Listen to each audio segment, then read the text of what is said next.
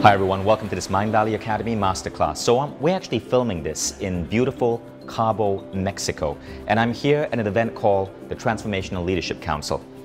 The TLC, for short, is an event that brings together many of the world's top speakers and healers and authors and business coaches. These are guys whose books you see in bookstores all around the world. Now, 1 year ago, at this very same event, I was sitting in the audience and I saw this man. His name was Edmeades, and he's our guest today. He was being honored with an award called the Distinguished Leadership Award. It was my first time hearing of Eric, and so I was wondering, who is this guy? Why is he getting that award? And then, as he was presented his award, one by one, people were coming on stage, members of this elite group of writers and authors. A lot of them are celebrities and famous people. They were talking about how this man, Eric, had helped them reshape their bodies. People who were unable to lose weight were certainly shedding those pounds. One lady had lost 40 pounds. Another man said he'd been trying for years to get in shape, decades. And with Eric, he was able to shed 15 pounds and have a body that he was so proud of. And then Eric, when he got on stage, he thanked everyone and he said he was going to run this particular weight loss approach once again for new members of the group. I was one of those new members, so I instantly signed up. Now that was January 2016. The program started on March 15, 2016. And I want to show you what happened to my body. So in a moment, I'm going to put up a really personal picture. But before I show you the picture, just a little bit of a backstory, right? So I had just turned 40 in 2016. And I'd made a promise to myself when I turned 40 that I was going to be in the best shape of my life. Well, I turned 40 and I completely failed. It was the stress of having a new book out, of running a growing company as a CEO and having a 2-year-old daughter and an 8-year-old son and juggling all of those different things, work, career, parenthood. And so I hit my 40th birthday with a dad bod. I wasn't proud of it, but I certainly wasn't, feeling okay about, say, taking off my shirt at the pool in public. So I had an okay body, 22% body fat, and this is what it looked like.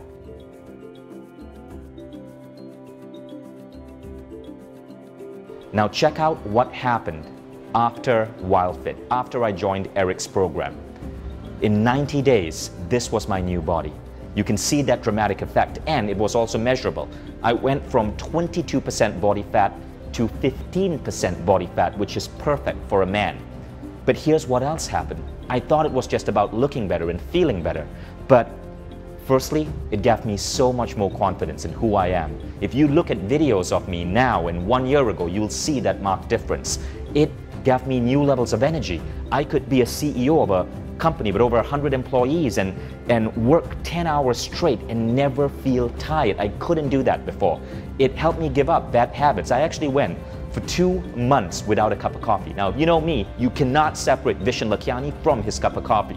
And I went 2 months without it, and it was my choice. My alcohol consumption went down by 70%. You would not believe how much I saved from not buying as many bottles of French wine as I normally do. So all of these changes came together, and I gotta say, it was one of the most amazing things I did.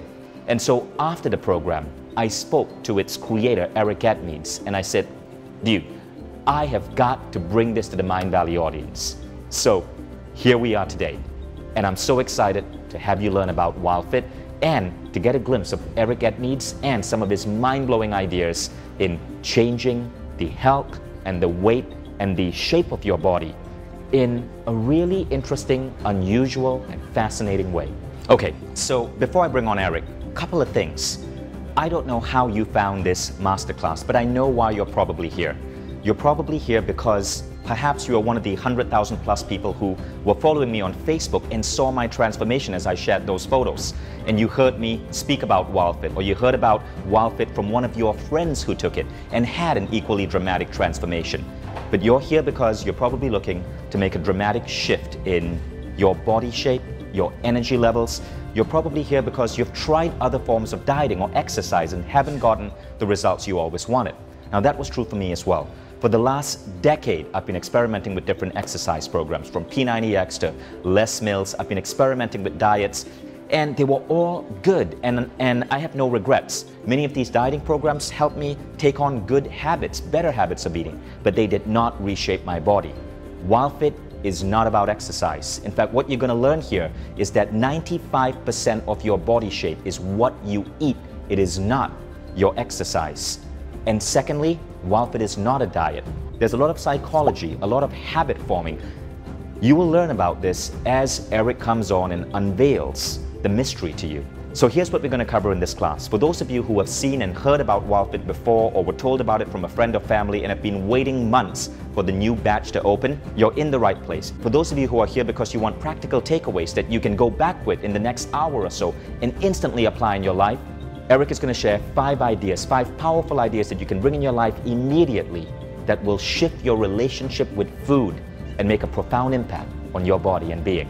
And one more thing about Eric that you're absolutely going to love, he is one of the most dynamic, interesting speakers you've ever seen. I put Eric on stage at A-Fest 1 year ago after my WildFit transformation. It was A-Fest Biohacking Body and Brain. It had many of the world's greatest thinkers and thought leaders on the science of biohacking, weight loss, the body, exercise. Guess who won #1 speech? It was Eric. But here's the crazy thing. Guess who won the #2 speech? Once again, Eric. He basically swept the floor with all us other speakers. That's because he's got this amazing ability to teach through storytelling. So as you watch this, you're going to have not just a mind-blowing time, but you're going to be really entertained. So with that, let's bring on Eric Edmeades.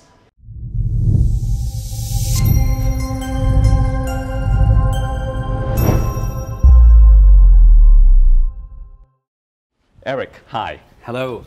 Welcome to the Masterclass. Thanks very much. Okay, so I've already told people what a phenomenal genius you are, how charismatic you are, how much you know. So basically, don't mess this up. Okay, I'll do what I can. So Eric, I'm sure the first thing people are wondering is the WildFit story. How did you discover WildFit? You know, it's a journey. It wasn't something, you know, these days people often look at it and go, wow, you just had this like, you know, sort of lucky overnight success or something, but it wasn't like that. When I was a kid, I was sick, like and it's funny when you're sick like that, you don't know you're sick. You know, like I think I heard you using an example once in those decongestion commercials where people like, the fog lifted, only I didn't even know there was a fog. And that's what my life was like. I had really serious allergies, throat infections, debilitating stomach cramps. I couldn't breathe through my own sinuses for something like, I want to say, you know, 8 years or something like that. And I'd gone obviously to go visit with doctors and check out all kinds of, like, you know, take these pills, take these things, and frankly, nothing worked. I mean, look, when I say nothing worked, maybe that's not totally fair. Sometimes they give me some kind of like cortisone spray that I could shove up my sinuses, and then for an hour I'd be able to breathe. But I don't really call that working, you know? Right. That's just dealing with the symptoms. And then I got talking with a friend of mine one day after my doctor recommended surgery, and my friend said, "Look, you need to make some changes. You know, you got to look at your food." I go, "What do you mean, look at my food?" He says, "Just consider this." And I made a couple of little changes. I mean, things that I look at now is not even particularly dramatic. I mean, maybe then I thought they're dramatic, but and I made a couple of changes, and then over the next 30 days, I would drop about 35 pounds or 15 kilos. But that's not really the story, right? I mean, you lost 35 pounds in 30 days. Yeah. And it was like, I know that's a big deal, but in a weird way, it's not a big deal. Because it's not a big deal relative to breathing through your own sinuses for the first time in a decade. Wow. You know, I still now remember the morning I woke up and I went, and my eyes watered in pain because air had not been into my sinus passages for so long that it hurt a little bit. It hurt in the nicest way. Like, the weight loss was great and all, but, you know, and my acne, like I had really terrible cystic acne, painful, like turning my neck hurt because I get all these cysts in my neck. 2 weeks in to making these changes, I noticed I had no new acne. I only had the old pox, you know, nothing new. Right. And 2 weeks later, I had nothing. I mean, I had some scars that stuck around. I'll keep those for character's sake. But it was gone. And then the other thing, like I had these stomach cramps that were so terrible. In fact, my mom's last name is Dutoit, and they refer to them in the family as the Dutoit cramps, you know, because like that's what we get, right? And I stopped getting them. Only here's the weird thing, right? Sometimes when we stop having a symptom, we forget that we ever had it. And it was about 6 weeks after I made these shifts, I went over to a friend's house, and this friend made this really nice dinner and served this really nice dessert, and I wanted to be polite. I didn't want to be that guy, and I ate the dessert. And it was a dessert that violated everything that I, all the changes I tried to make over the last month, and I ended up with such unbelievable pains in my stomach that it really woke me up to the connection between food and health. And that's amazing, because a lot of people think it's just about the weight loss. But what I found, and I went into this purely just for the weight loss, but what I found is skin cleared up. People started asking me, did you go see a dermatologist? Energy levels went up. There were so many changes beyond the weight loss. Yeah. And the other thing, the most interesting thing is my kids, and I love my kids, but my kids would bring back all of these diseases from school. And every 3 months, at least once, I'd be stricken with a flu, because my kids, they jump on me at night, they crawl into my bed, and then they cough and sneeze directly in my face, right? Hayden, I know you do that. And after this, the kids continued those annoying but lovable habits, but I stopped getting sick. Yeah. And so I haven't had I used to get it four times a year, I would get a flu. Since WildFit, that hasn't happened yet. When we arrived here at TLC, we're meeting all of our friends here, and one of our friends, I went up and I gave her a hug, and she goes, "Oh, don't hug me, I have a cold." And I looked at her and said, "That doesn't happen to me. I can hug you all day long." And that's one of the nicest things. I'm in the same boat. I mean, I used to get sick. Maybe once or twice a year I'd get a cold or a flu or something like that, 10 years ago. And it is rare ever that I get sick at all now. And it's something that until it goes away, you don't really recognize it was happening. Very true. So first key idea, folks, diet doesn't just influence your body shape. It does so much more, and I want you to remember that. So in any event, with all this health recovery that I'd been through, I started developing this sense of curiosity. How is it possible that I'd gone to visit doctors for like 10 years and had prescription pills and injections and treatments and creams and inhalers and all these things, and nothing worked, and yet changing my diet did. And that really made me curious. And remember, back then, there was no Google. You couldn't just walk up and ask your question of the internet, right? It was a question that was so pervasively inside me, and yet no venue showed up for me to be able to answer it. And I remember one day I was sitting down with with an uncle of mine, and he was an orthopedic surgeon, and I asked him, I was really curious. I said, "Hey, look, to become a surgeon, you went to medical school for a really long time. How much of that time did you spend studying food? How much of your medical?" And this is the bizarrest thing. He cocked his head to one side and he goes, "I don't recall any." And that, frankly, blew me away. I mean, he went to medical school for 8 years, and they didn't study food? What was amazing to me is not just that, but that in that instant, he got how wrong that was. But it hadn't occurred to him before. And since then, I speak about WildFit all over the world. Since then, I've asked doctors all over the world. In fact, just about 3 weeks ago, I was in Munich speaking for 1,000 business people all about WildFit. And I started talking about doctors, and I asked if there were any doctors in the house, and there was one guy in the third row, and I asked him, I said, "Well, how long did you go to medical school?" He was a general practitioner, so he'd been, I think, 6 years in medical school, and I asked him, how much education did you get about food? And with a microphone in his hand, cameras rolling, 1,000 people watching, he said it. None at all. Now, that really amplified my curiosity. That really got me going, what you're saying, that the practitioners that are primarily responsible for our health are not studying food. That's a big deal. That's a really big deal. And right about at that time that I'm having that realization and I've got this real curiosity burning inside me, two really powerful things happen. One, that I find out that my great-grandfather was a famous zoologist and archaeologist that discovered the oldest Homo sapiens skull, Homo sapiens archaic skull, in the history of Earth, a 259,000-year-old ancestor of us. And so Who was that? Who was your grandfather? T.F. Dreyer. T.F. Dreyer. And he's discovered the Florisbad skull. And I suddenly became really fascinated with Middle Stone Age Southern African history, just studying everything I could about what life was like back then. Now, I didn't know this was going to have anything to do with the answer to my other question, right?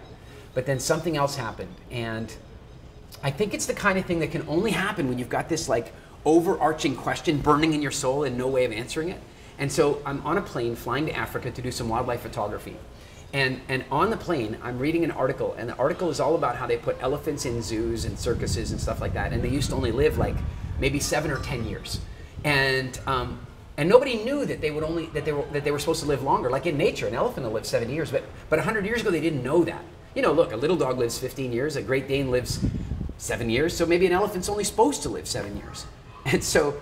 Then one day they found out that elephants actually live 70 years in nature. And so all of a sudden the zoo and the circus owners, they became really worried about their investments, right? I mean, I'd like to say they were worried about the elephants, and I'm sure many of them were, but let's be clear, if you have this asset that income produces for only 7 years, and now suddenly there might be a way to get it to income produce for 70 years, you're gonna want to unlock the mystery to that. And this article was all about how they then began to observe the difference between an elephant in captivity and an elephant in the wild. Now here's where the article got me. I'm a little bit of a perfectionist when it comes to grammar. I really like words and the preciseness of them and the order they're supposed to be in. I like that. And as I'm reading this article, the author, he starts referring to the elephants being in the zoo being on their captive diet and the elephants living in the wild being on their wild diet. And I thought to myself right away, that's grammatically incorrect. It's not their wild diet. I wanted to get a red pen out and circle it and say, excuse me, that's not their wild diet, that is their diet. That is their diet. There's their captive diet, and then they have a diet. That is their diet. Like, it suddenly got really clear to me. The article, the grammar wasn't right. It's their captive diet, their wild diet. No, it's the elephant diet. So then I started thinking about the word diet, and it occurred to me, a couple things occurred to me. One was that humans are the only people, the only species on Earth that go on a diet. Every other species has a diet. You know, the leafcutter ant has a diet, and it will surprise you to know that it's not leaves. And a cheetah has a diet, and of course an elephant has a diet. And that got me thinking a lot. And it got me thinking about what the word diet really meant. And it's funny because the original Greek and Latin translations, the original meaning of the word diet meant way of life. It did not mean temporary alteration to your eating pattern so you can fit into that bikini for the summer. I know not everybody wants to fit in a bikini, but you understand the point. So in making that observation, I suddenly started asking myself a different question. That is, well, if every species on Earth has a diet, don't we? And that's when my entire life changed. At that point, my life became a quest to find out what the truth was about us.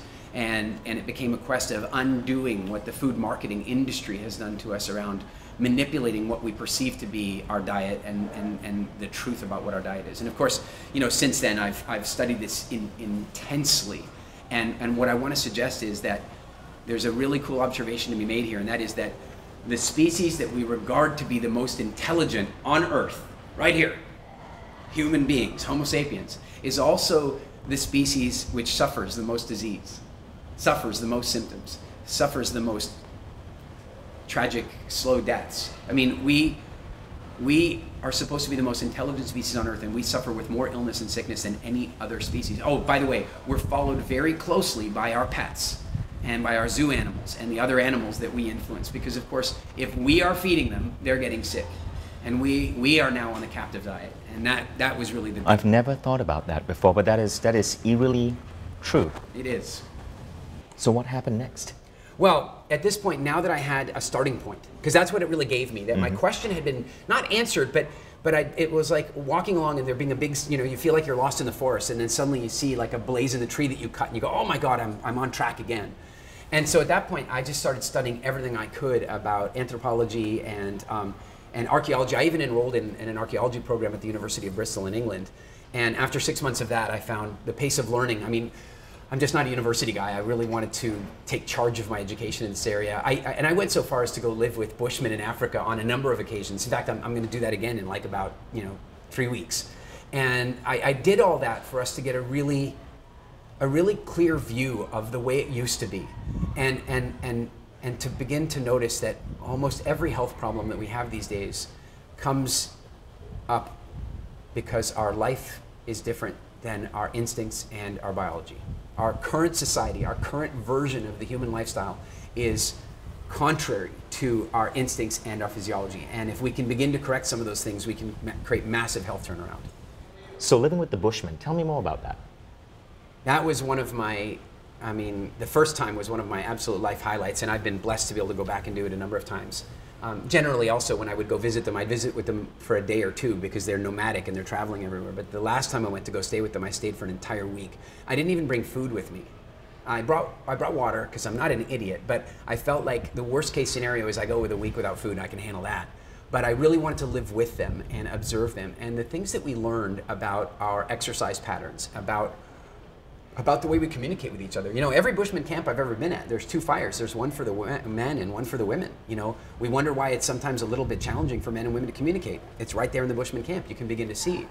And when I went hunting with them, just last December, I went hunting with them again, and I carried a pedometer with me because I really wanted to find out like what hunting really meant. We did 27 miles that day. In one day? In one day. And then we went hunting again the next day and we did 17 more miles. And the only reason it was only 17 miles is that we got a big bush pig. So we were done and we went back to camp. And so, you know, as a result, I really got a glimpse of what life really would have been like for our ancestors. It was really, really fascinating. I'm looking forward to my next, to many more visits with them. So yeah, we've got some pictures to show you. The first one I'm going to show you here is, it's one of the first families that I ever went to go stay with. And I have such fond memories of these guys because I got to do an archery competition with them and I won. I mean, I won, you and I'm not gonna tell them this, but I won out of pure luck, I can tell you right now. It was not skill, it was pure luck. But when I won, they then thought that I might be like some kind of world-class hunter, so they invited me to go hunting with them. And that's when I really started my relationship with them a lot. This second picture, I just love it so much because this guy, he's about 45 years old. I mean, we don't know for sure because, you know, they don't have birth certificates. So, you know, I'm guessing his age by looking at him and so on. And I could be off by 10 years in a direction or another. But here's the core thing. When I look at his arms and I see the musculature and I see the natural alignment in his body and I see the vitality in his arms, it makes me think about a few things. And that is that he's never been on a diet in his life. He's never been to a gym in his life. And that's because when we are living the way our bodies were designed to live, when we're living in the environment that our bodies were designed to live in, our bodies thrive. And when we take our bodies and put them in another environment, it's a little different. So I also have 3 other pictures to show you. And these are not Bushmen. And I want to show them to you by way of contrast. Because a lot of people at this point in time have arrived at a place where they've tried to make changes to their health or their body or what have you, and frankly, a lot of people have just given up. A lot of people have just simply given up. So I kind of want to show some pictures. These are actually, each one of these are people that I know very personally, and I'm really honored to be able to show you these pictures. The first one is Sabine. And Sabine lives in Stockholm, and she's a phenomenal healer, like just an incredible woman who has almost like a magic touch for healing people and helping people with fertility and helping people with their health. Only like many great healers, she was struggling with her own health. And of course, she then came along and did our WildFit Challenge. And the pictures you're looking at, I want you to know, these are not a year apart. These pictures are 3 months apart. And it's really important for you to know, because I think there's a pervasive myth out there that exercise is a good strategy for weight loss or for health or what have you. It absolutely is not. Exercise is a way of enhancing health, but exercise is not a way of creating health where it does not exist. And so this change you're seeing in Sabine, that change was without exercise of any kind. And I think that's a very important distinction. In fact, here's another one without exercise. Take a look at Kurt. So these pictures also 90 days apart, 90 days apart. And Kurt is actually a business client of mine. So I'd been doing some consulting with him in the business world. And then one day he said, hey, I really want to turn my health around.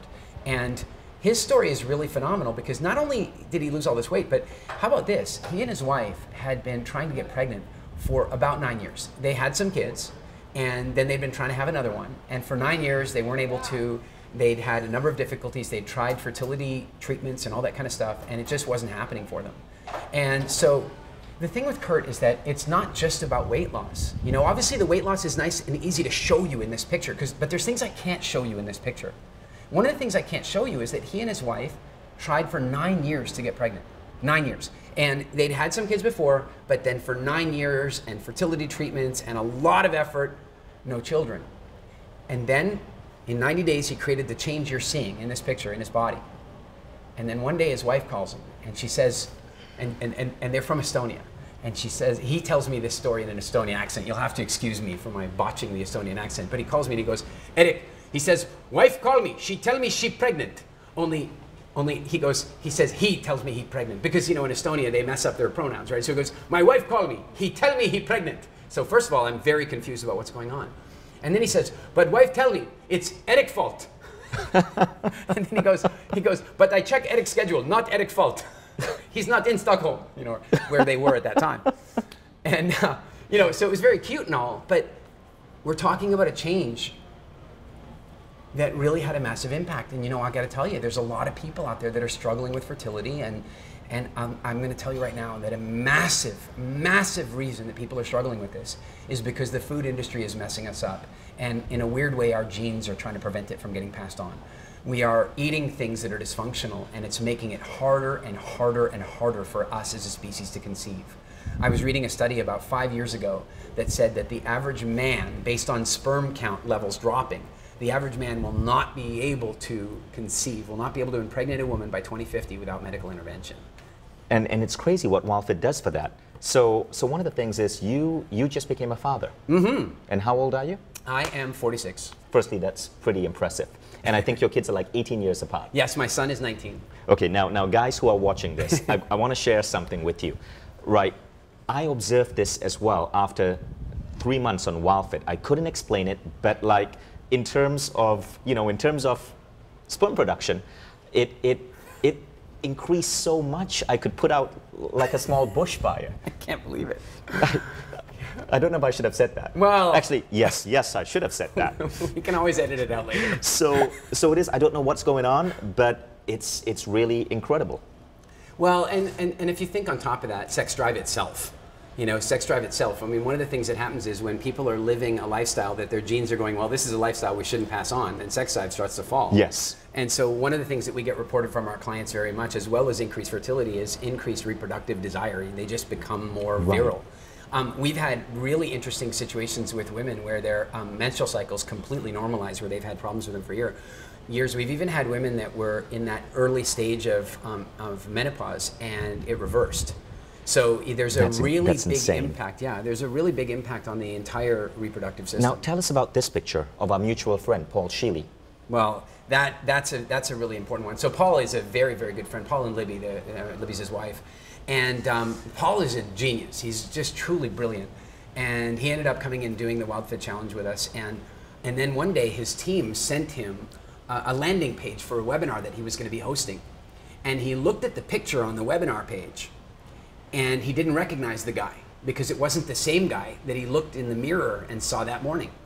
Wow. And so he took out his phone and he put the picture of the webinar picture, and he took out his phone and he took that picture, and that's the one you're looking at, and he sent that to me. And again, that changes 90 days. 90 days, not about exercise, about changing his relationship with food. And his wife had very, very similar results. They're both fanatical fans now today, I'm honored to say. And what's so incredible about this is, if you think about Paul Sheely is the creator of photo reading. We have featured him on Mindvalley Academy. He's the founder of Learning Strategies, a great education company. Yet he had not been trained in how to eat. Yeah. And when he had that revelation, it completely transformed him, as you can see in this picture. I would add one thing. It's not that he hadn't been trained in how to eat. I would say that we've all been trained in how to eat, but we've been trained by food manufacturers. Right. That's the distinction. We've been trained that apple pie is American. Okay, apples come from Kazakhstan. How could apple pie, I'm kind of joking around a little bit, but we've been trained that chocolate is for Easter. We've been trained that sweet things are for dessert. We've been trained that we should have a balanced meal that has, all the different food groups represented. And frankly, that's a whole debate among the food manufacturers saying, what percentage of the plate should we get in our marketing campaign? And while the food manufacturers want you to buy their junk, what you'll also notice is that in America especially, there's this culture of late night infomercials on exercise. Now, exercise serves a great purpose. Yes. Exercise is wonderful, do it. But scientists are now saying that 95% of your body weight is because of what you eat. It's 5% influenced by exercise. That's right. All my shifts on WildFit, no exercise. Sabine, whom you mentioned, no exercise. Kurt, no exercise. I mean, we did regular stuff, like I didn't shift my exercise up or down in any way, but all my shifts came from what you eat. Now, here's the interesting thing, right? There is a danger in that exercise myth, because older folks think that the only way to lose weight is to exercise. I know guys, men and women in their 50s and 60s and 70s who are not in good shape, And they think that the only way to get there is to jog a certain amount or go to the gym, but they can't do it because they have a back injury or a knee injury, and they've bought into this myth. And when they realize that they can dramatically reshape their bodies with WildFit, it's so miraculous to see what it does for them. So here's why I'm so passionate about this, right? I've seen this with my own mother. So Mom, if you're watching, I'm going to be telling them a story about you. This does not give you an excuse to take teenage photos of me and put it up on Facebook, okay? So my mom doesn't exercise as much as she should. And so for the longest time, she was at a certain weight. And she's not a woman who can go to a gym and just work out, but that's what she thought she needed to do to lose weight. She was on WildFit for 90 days. She was part of the second batch of WildFit. I convinced her to go on. And in 90 days, she lost a grand total of 12 pounds. That was huge for her, because my mom is... And she's not super tall. No. She lost 12 pounds. She looks completely different. Yeah. And she didn't have to change her exercise. And that's something I want you to know. If you, like my mom, have a knee injury or back pain and you've been giving up on yourself, it's not about the exercise. The exercise is important, but it's 5%. It's about the food you put in your body. So at this point, let's do a quick recap. So these are the models of reality that I want you guys to take back thus far. First is 95% of your body shape is dependent on what you eat. 5% is on exercise. Modern science is now telling us that. Secondly, the natural diet does exist, but we get brainwashed to eat crap. And that's because food marketing is a multi-billion-dollar industry. That's right. Third, there are better ways than dieting to lose weight. WildFit is rooted in psychology, gamification, behavioral change, but not necessarily traditional dieting. Fourth, there are more benefits than just looking good.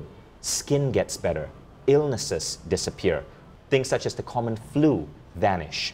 Now, we can't guarantee any of this. Everybody's body is different. Everybody has their own relationship with food. But overwhelmingly, people who are on WildFit are finding that it has this big spike in terms of their health. And finally, dieting isn't difficult.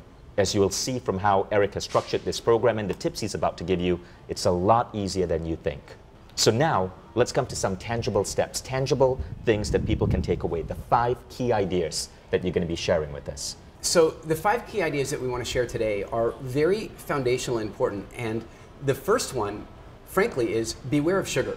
In fact, this brings up a whole issue. Sometimes when I mention that the food marketing industry is kind of doing this to us, then I get people commenting that maybe I'm a bit of a conspiracy theorist and that sort of stuff. But I think it's really important to remember that just in the later part of 2016, the truth came out about sugar. Now, many truths had been coming out before that. In fact, even in the 60s, truths about sugar were coming out. In the 60s, there were a number of studies that were indicating that sugar might be a major influencer in the development of heart disease. Now, the sugar industry at this point, ever so intelligently, from a marketing perspective, got their lobbyist to hire 2 Harvard researchers. And what they did is they basically framed fat. They got them to do a research project that would blame fat for heart disease. And then that study got picked up and published in the New England Journal of Medicine, because back then you did not have to disclose your funders to get published in the New England Journal of Medicine. And once they were in the journal, their study became lore. And of course, the entire campaign at that point became about get rid of fat, because they'd framed fat, and now we were going to think fat was evil. And by the way, certain types of fat are evil, but they just framed fat every low fat this, low fat that. And so as a consequence, people took their eye off sugar. And while they took their eye off sugar, sugar robbed the bank.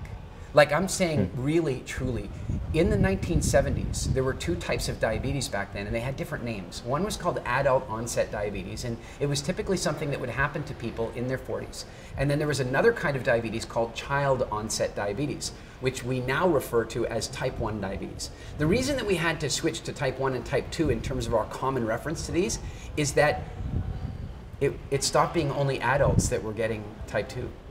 In fact, in the 70s, there was almost nobody under 40 years old that had type 2 diabetes.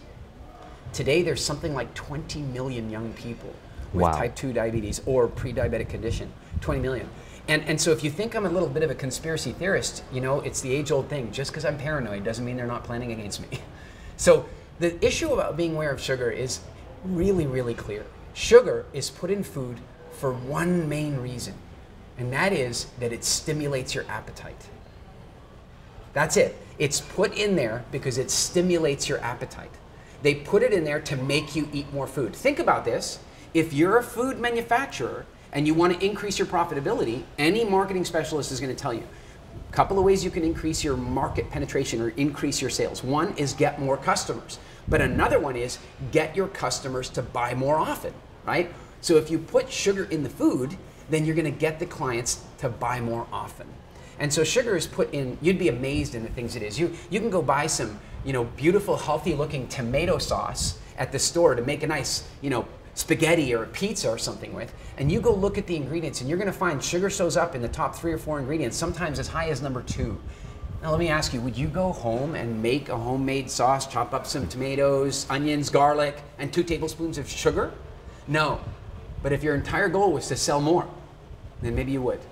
Not only does it stimulate your appetite, but then on top of that, it's addictive, right? It's addictive. So now, your appetite is stimulated, I need more, but on top of that, your body starts to crave it at an addiction level, which is even more powerful than the hunger. So the first thing I want to leave you with is truly start today really being aware of sugar. Just paying attention. Just read the ingredients and look for sugar. Look for sugar and all the different names that it's hidden under. Because there's like 60 different names of sugar in the ingredients lists of all the foods you're eating. And I want you to pay attention to this. Now, I realize you may not be from the United States. I'm not. I'm Canadian. A lot of the statistics that we have these days are from America, and I'm going to give you one right now. I said to my head, and Vishen, I don't know if you had this with your wife, but sometimes I share something with my wife, and she's like, oh, okay, that's interesting. But when she hears it from somebody else, right? So one day I sat down with my wife, and I told her 2 things. I said, I had just been doing a bunch of research, and I'd stumbled a bit into some new information. This is maybe 5 years ago, about 5 years ago. And one of the things that I stumbled upon was that the average American was eating 154 pounds or 70 kilograms of sugar a year. Like figure that out. Like if you tried to take that on the airline, you'd be paying, that's a lot of sugar, right? 154 pounds, that's like you in sugar. So the average American is eating 154 pounds, and the real joke is that the average American doesn't even know they're eating it. Because I'm not talking about the chocolate bars and the soft drinks. I'm talking about the hidden sugars, because the most of it's secretly snuck in. I shared that with her, and then I shared another thing with her, and this blew me away. And that is being obese. And obese, by the way, is not what you see walking around the county fair in Minneapolis. I'm not talking about the morbid obesity that we're seeing now all over the world. I'm talking about my belly out to here. I don't know if you can, but like my belly out to there, that would be obese. Being obese like that is 7 times more lethal than smoking a pack of cigarettes a day. Wow, I did not know that. Yeah, it's phenomenal, right? And if you really want to try this out, here's what you do. Next time you're out in public, walk around and start to notice something. And what you'll notice is you occasionally see very old people smoking, but what you almost never see is very old people that are really obese because they don't make it to the finish line. Now, I shared this with my wife, and she's like, that can't be right. 154 pounds, that can't be right. That can't be right. And 7 times, if it was 7 times more dangerous than smoking, surely that would be on the headlines everywhere, right? So she doesn't totally buy what I'm saying, right? Then I'm doing an event where I have to go on stage right after President Bill Clinton. So Bill Clinton's on the stage, I'm sitting in the 4th row looking up, and I'm going, wow, I have to follow this, which is quite an interesting experience. And somebody from the audience at the end asks him, what do you think the biggest threats to society are right now? And he says, he goes, well, right now it'd surprise you to know that the average American is eating 154 pounds of sugar a year. And when you combine that with the fact that obesity is 7 times more dangerous than smoking, we got a problem. And now my wife is going, did you hear that? That's incredible. And now she was willing to believe it. So that's astonishing. But Eric, I'd love for you to share with us this story, because this story did it for me. I began to realize how prevalent sugar was. And it was the story of the ingredients in Frosted Flakes, Kellogg's Frosted Flakes. Wow, it's so interesting. So I will often, when I'm doing live events around the world, I'll often have the audience and I'll poll them with where they think sugar is on the ingredients list, right? So I'll name a product and they'll tell me where they think it is. And I'll always come to the very end of that, and they're all conditioned at this point because most of the products I share them, the ingredients, that sugar's in the top 3. And I know you know this already, but I want to remind you of something. The ingredients are listed in their order of prevalence. So the number 1 ingredient is the most common ingredient. And the number 2 ingredient is the most common ingredient. So whatever there is as the number 1 ingredient, there's more of that than anything else. And so I show, you know, this and that, and I go, where do you think sugar is on this? And they go, number 2. And where do you think it is on this? And number 2. And then I go, and where do you think it is on breakfast cereal, like Frosted Flakes? And they all go, it's 2. And they're angry at this point. They're starting to get angry at the sugar industry. And I go, no, it's not. It's number 1. Sugar is the number 1 ingredient in some breakfast cereals, including Frosted Flakes. And that is why there are 20 million children facing various blood sugar-related issues like diabetes. That was a really important fact to me because I was buying my son Frosted Flakes. I've now completely stopped. I've educated my son on this. He was 8 years old. And now he still likes his cereal with milk, but now he actually looks at how prevalent sugar is, and he's learned not to fall for, especially Kellogg's, they are marketing to kids and the amount of sugar that they're adding to their crap that's marketed as a healthy breakfast. Yeah, that's right. It's very genius marketing. There's a couple of things to know about that. The one is that they pay to put those cereals. My first company was a logistics company. We sold barcode scanning systems and shelf audit for retail. So I learned a lot about the retail industry. And those companies pay to put their cereals at child height view. Wow. They actually pay for that placement so that the children will walk by. Now the parents are looking higher, and they put all the healthy cereals up there, so the parents are getting a subliminal message. And when I say healthy cereals, let's be clear, I'm putting that in italics and with quotes and in parentheses, and then I'm crossing it out because I don't think any of them are healthy, probably. But they put the healthier looking cereals up top where the parents are looking there, and they put the sugary cereals below with all the plastic toys and the movie giveaways and stuff like that. Right, so really be conscious of that as a parent. I know that those ideas from Eric really changed the way I went shopping with my kid.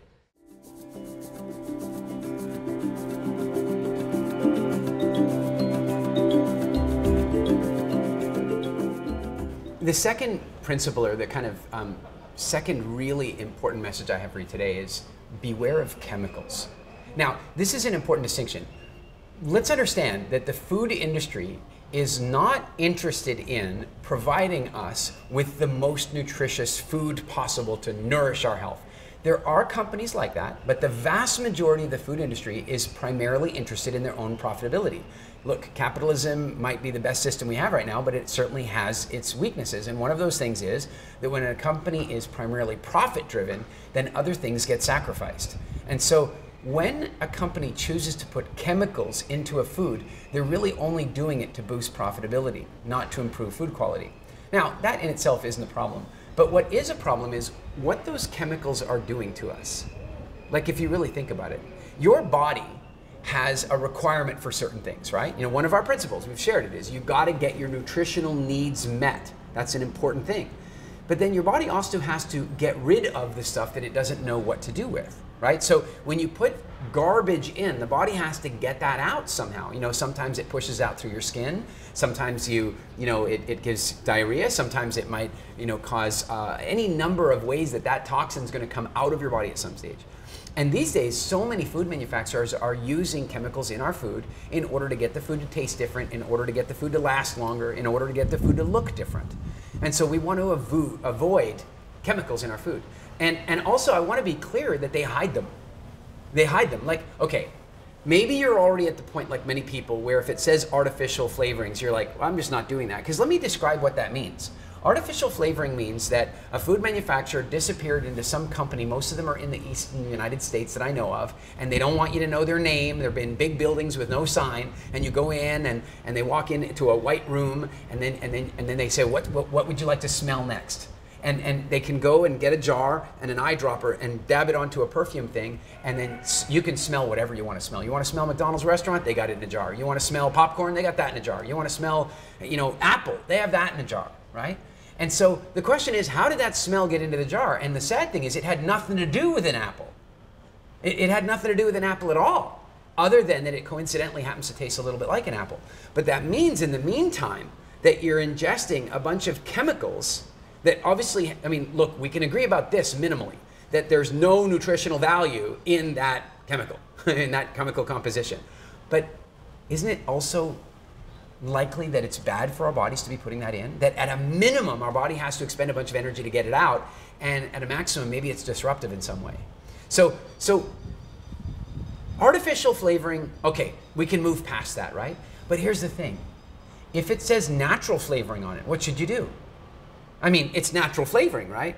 Except for one problem. We are so affected by food lobbying at this stage. We are so affected that labeling regulations and the way ingredients are displayed and all that stuff is impacted by the food industry. They help decide the very rules that govern them. And so when it says natural flavoring, what it means is all the other chemical crap that we used to simulate the apple flavor before, and a tiny little bit of something that came out of an apple, and now it satisfies the standard for for natural flavoring.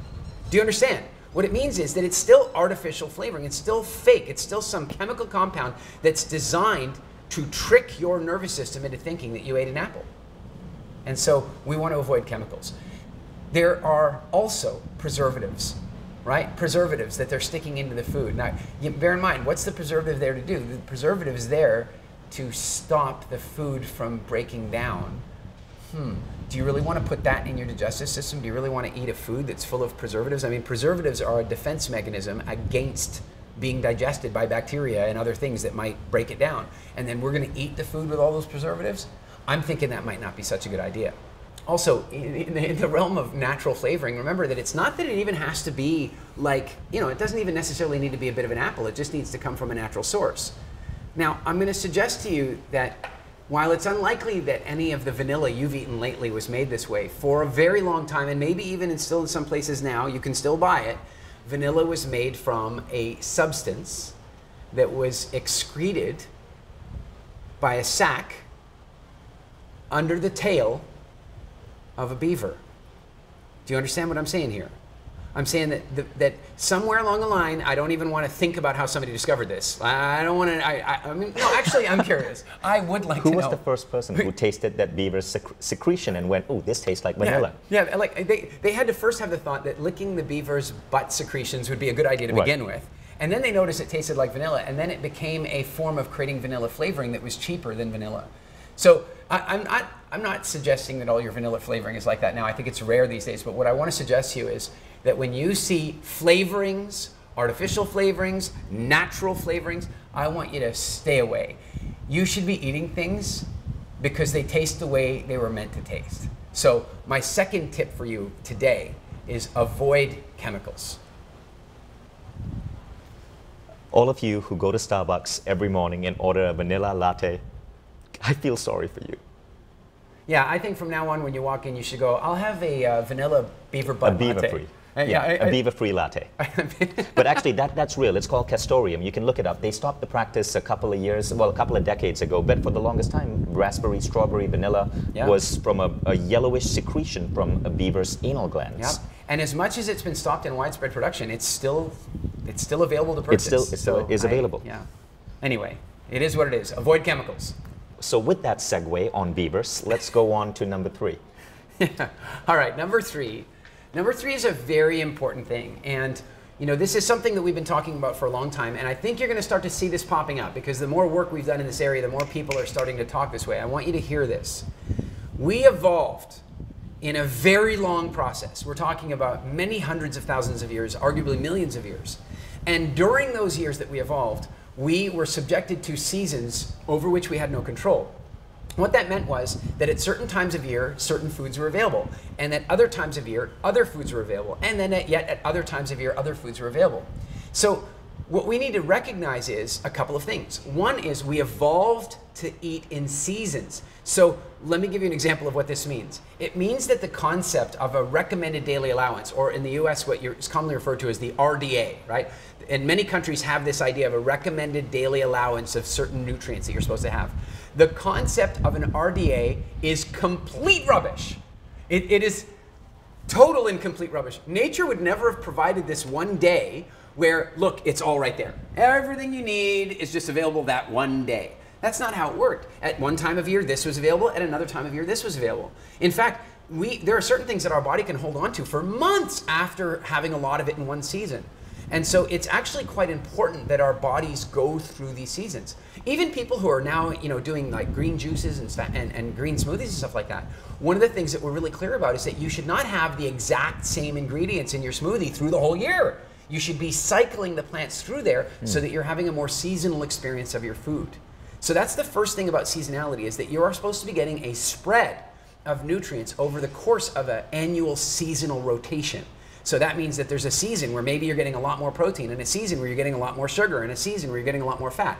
So by living in those seasons, you're giving your body the very thing that it evolved for, and that's going to allow you to have a more optimal health experience.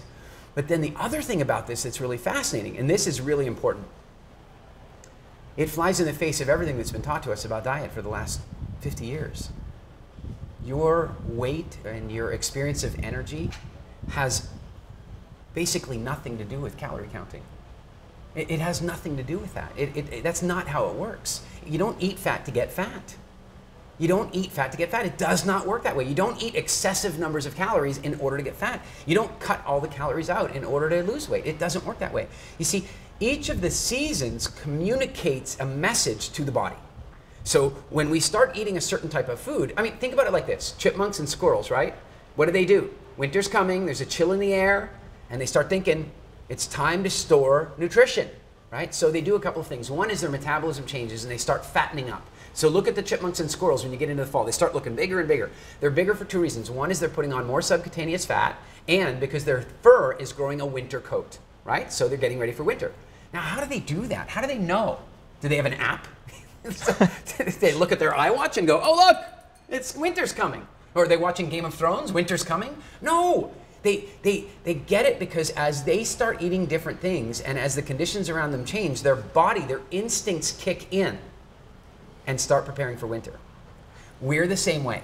What happens is that what happened was, for our ancestors, as the trees started sprouting the different fruits and so on, we would go and eat it, and our body would know from that. Our pancreas would kick in and start producing all kinds of insulin. It would stop producing glucagon because our pancreas can't do both at the same time, apparently. And at that moment, the body would go, oh, winter's coming. And it's really important to understand that humans, like, our number one cause of death forever has been starvation. That's the biggest reason that our ancestors died, right? So our bodies have evolved powerful cravings, instincts, and physiology to prevent starvation at all costs in a time when food was unbelievably rare. So here you are moving into this winter season, and the body calls out and says, oh my God, winter's coming. We need to store hydration, because winter, from our evolutionary legacy, meant long, dry, hot drought times. And so we got to store hydration, and we got to store calories. We got to store nutrition. And so what do we start doing? We start putting on fat. We have to, because food is about to become extremely scarce, because water is about to become extremely scarce. And so by eating those foods, we're telling ourselves that winter is coming. The challenge is, because the food industry only cares about profitability, almost everything we eat today sends a winter is coming signal. Now, some people have naturally gifted very fast metabolisms, and it doesn't hurt them as badly. They suffer in other ways we can talk about another time. But many, many people, most people in fact, find that they gain about 3 pounds a year every year of their lives, and they become obese. And obesity is 7 times more dangerous than smoking. And it's all because our instincts and our inclination were, when we're eating sugar, winter is coming. We need to store fat. Now, the good news about this is that there's another season, and that season triggers safety. It tells the body, it's over. The winter's over.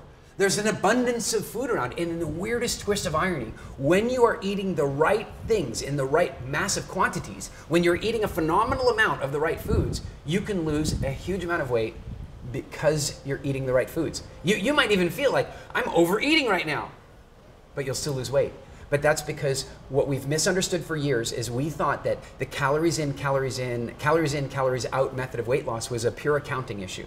And what we didn't take into account is that the food we eat gives us messages. There's some food we eat that gives us a message, winter's coming, lose weight. And there's some food that we can eat that gives us a message that says, you survived the winter and it's time for you to release that weight. And let me just give you one more thing. And I know not everybody that's watching this is interested in weight loss, but here's the deal. Weight loss programs are generally a bad idea, because weight loss is not a thing. Health is a thing.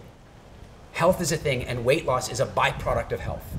And so when I'm talking about weight loss, what I'm really talking about is a return to functional health. And so there's a season where your body says, I can return to a functional weight. Why would I want to carry this extra weight around? It takes a lot of energy. I'm not as safe when I'm carrying this weight, so I'd like to release it. That's the good news. For those people who are carrying extra weight, your body actually doesn't want it, but your instincts kind of do because they're a little confused about what season is coming next. So that's my next principle for you, is recognize that we evolved with seasonal food changes. And so we now need to take advantage of that, and we need to create in our lives a way of having a more seasonal eating cycle. And that's something I found really interesting about WildFit. Well, the first thing is calories don't make sense.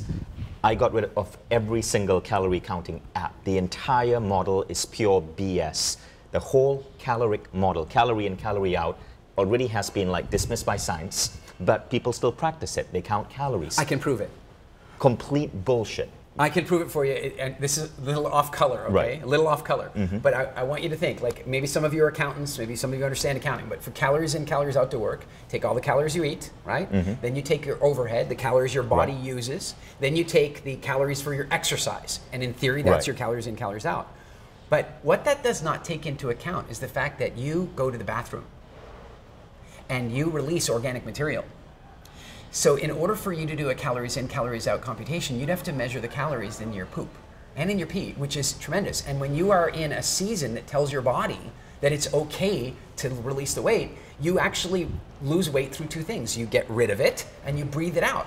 And none of the, in an accounting sense, nobody counts those calories. It's a flaw. Right, and most expert health and wellness instructors right now, people you would discover on Mindvalley Academy, people you discover elsewhere, all agree with this right now. The whole caloric model is an utter waste of time. Get rid of it. Don't buy into any program or any app that tells you that it's about counting calories. What I found with WildFit is that I was actually eating more, but good stuff. So theoretically, more calories were going in my body, but I was losing weight. Now, the second thing is what Eric was talking about winter, and how when your body gets into that winter state, you put on weight, and when you come to spring, you start shedding weight. What I loved about WildFit is how he induces spring. And when spring hits, I mean, I was losing 1-2 pounds a week. It felt like I was melting. That kind of hits around week 8 or week 9. So that spring season is really remarkable in WildFit.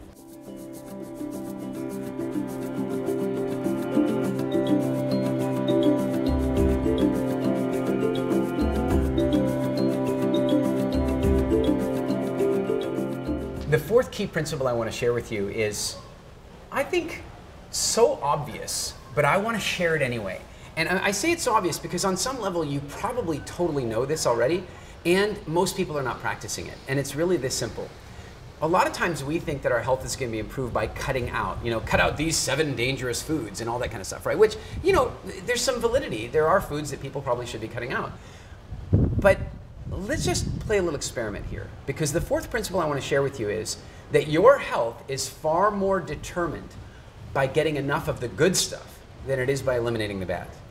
Now let me offer you a sort of form of proof of this. Now, let's imagine that we take a person and we put them on the perfect diet, right? They eat only exactly what they're supposed to eat. In fact, it's perfect. They don't have any toxins. There's nothing wrong. Nothing bad is getting in. They're eating exactly what they should be eating and nothing that they shouldn't, okay? It's perfect, so they're healthy. But what would happen if we came along with some kind of strange process and we removed vitamin C from their food, right? So now they're eating everything that they should be eating perfectly, and they're getting no poisons, no toxins, no waste, nothing bad in at all, but we've removed the vitamin C. What's gonna happen? They're gonna get skin sores, scurvy, and over time they're gonna die, because they didn't get their basic nutritional needs met. So I want to put something to you that might push a few buttons here for some people, but here's what I want to suggest. That for most of human history, starvation has been the #1 cause of death for humans, and I would put to you that it still is. Because what's happening now is people are massively overfed. They're eating phenomenal amounts of calories beyond what they would ever need, and yet they are still malnourished. They're still malnourished. In other words, they've got lots of stored calories on their body, but they also have a lot of toxicity, and they have a lot of acidity, and they have a lot of pain, and they have a lot of difficulty in movement, and lack of flexibility, and difficulty sleeping, and foggy thinking. And they don't know it. They don't know it. And it's not because they're starving, because on a visual basis, they're clearly not starving. They're clearly many times overweight, and yet they are actually starving. which is why many of those people will very much struggle ever to try to lose any weight, because the minute they try to calorie restrict, the minute they try to eat less food, their body's going to go, what the hell are you thinking? I'm already starving here. Starving of nutrients, not of calories. And so my principle, my fourth principle for you for today is you must get enough of the good stuff even before you consider getting rid of the bad stuff.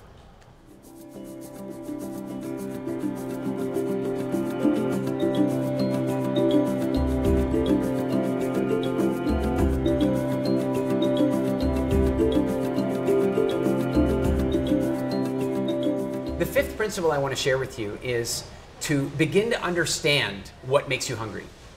Now, what I mean is this, that in WildFit, we work with the 6 core hungers that people have, the 6 core hungers. So for example, if the vast majority of people are nutritionally starving right now, then they're going to be experiencing one of the major hungers, and they're going to be experiencing it on a regular basis. It's called nutritional hunger. This is where your body is missing vital nutrients, and it's saying, go and eat. Now, the challenge is, because we live seasonally and we had such a variety of different foods around us, we very rarely actually, our body can't really go and say, go and eat that plant, go and eat that thing. It doesn't give us a specific message like that. And to the degree it does, it's because somebody marketed it to us, right? Generally what happens is when the body is low on nutrients, at best it might ask for a food group, and often all it'll do is say, go and eat. So if we have nutritional hunger, then we will want to eat. And this is why somebody can eat a large meal with some beautiful white steaming bread and some pasta and tomato sauce, and then full, they think, you know what, I'd still like to have some dessert. Because the meal they just ate was difficult for their digestion. And so as a consequence, their body says, oh, I'm still nutritionally hungry. So even though their stomach might be full, their nutrient level is not. And so their body sends out this message, says, you better keep eating or you're going to starve. You better keep eating or you're going to starve. So again, going back to the fourth principle, one of the most important issues is getting enough of the good stuff so that you can mute nutritional hunger. Because you can imagine it's a lot harder to walk past a food that you wish you could walk past if you have nutritional hunger in your core of your being. And so getting enough of the good stuff will help address nutritional hunger. This is a very key principle. Now, the other hungers, they're the same. If we learn these hungers and then figure out how to neutralize them, we change everything. Like, here's a funny one, thirst. Thirst is actually a hunger, but I'm not talking about thirst for liquids. What I mean is that when your body has a thirst for liquids, here's what's really going on. You see, for most of our history, we didn't have pottery. We didn't have, bottles, right? We didn't have a faucet we could just turn on. Water was a rarity. We had to go find it. And so a lot of the water that we ingested came from water-based foods, fruits and vegetables and plants that we ate.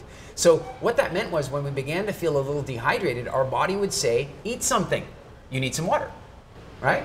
Eat something. You need some water. Go and eat something. You need some water. And so thirst gets communicated as a hunger. The problem today is that somebody is a little thirsty. So what do? They go buy a bag of potato chips, right? And then they eat that, which causes their body to want more fluids because of the salt, so they drink that. But the weird thing is most of them are using something like Coke or what have you, no nutritional benefit in the chips or in the soft drink, and so then their body is still nutritionally hungry, and guess what? They want another chip.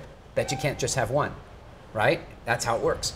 So thirst, how do you mitigate that? Well, you stay hydrated, and if you stay hydrated, then that hunger can't act upon you. So this was a really key idea for me when Eric explained the concept of thirst as a hunger. So every 5 p.m. before WildFit, every 5 p.m. in my office, I would snack. And I would have one of those energy bars or, and I thought that was healthy. I thought that was okay. But what I realized was I wasn't hungry, I was thirsty. Now I just replace that with a cup of tea, no calories, or water, and it goes away. Now that was one of the key things I got from you through WildFit that really helped me change my behavior that was not conducive to my health. Yeah, that's a big one. Let's go on to the third hunger. The third hunger is really fascinating, and it's called variety. And how it manifests today, you can watch it happening today. You're out with a bunch of friends, and they go, hey, what do you want to do for dinner? And somebody goes, hey, let's go for sushi. And the other one's go, I had sushi yesterday, right? That's because at our core, we actually desire nutritional variety, and that's to make sure that we meet our very big spectrum of nutritional requirements. If you take it back into nature, it would kind of work like this. certain foods would have just been plentiful around at times. Like certain plant foods would have just been absolutely plentiful, just, there. And so we maybe could get lazy, right? We get lazy. And, for those people who are meat eaters, for example, well, if there's a ton of fruit and vegetable on the ground, maybe you don't, why would you go risk your life hunting if there's food everywhere? But then what happens is after eating that one food for so long, eventually the body goes, I need a little variety. And that variety motivates us to go and seek out other foods. Of course, the challenge we have today is there is an abundance of variety around us all the time, where variety might have been something that we worked on a monthly basis, where we might be eating a one sort of basic meal or one sort of spread of foods over the space of weeks or months as the seasons were changing. Then it would change to another season. But now it's like I'll have variety each meal, right? I'll have variety each meal. And incidentally, that causes a different kind of stress, and that is that your body has to become, it has to deal with digesting completely different types of foods every single time you put them in, which has a really interesting impact on your gut biome. So making sure that you understand that you have a craving for variety, and one of the ways you can handle this is by learning how to prepare healthy foods in a variety of different ways. Because in a weird way, bok choy, for example. I love bok choy. So you have bok choy, but there's about 5 different ways that you could have bok choy, and then you can create some variety with healthy foods instead of leaning on junk foods for your variety. The next hunger is one that really causes issues for a lot of people, and it's called low blood sugar hunger. Basically, it's that feeling you get when your blood sugar drops to a point that your body's not happy. What you have to remember is your brain only has one type of fuel. There's only one thing that your brain eats, and that's glucose, right? That's the only thing. And when your blood sugar starts to drop down, the brain starts to go into a panic, and it's like, whoa, wait a minute, the sugar sources are low, and that could end up being a really serious problem, i.e. starvation, right? And so when we get low blood sugar, we can feel energy dips, and also our cravings can be amplified.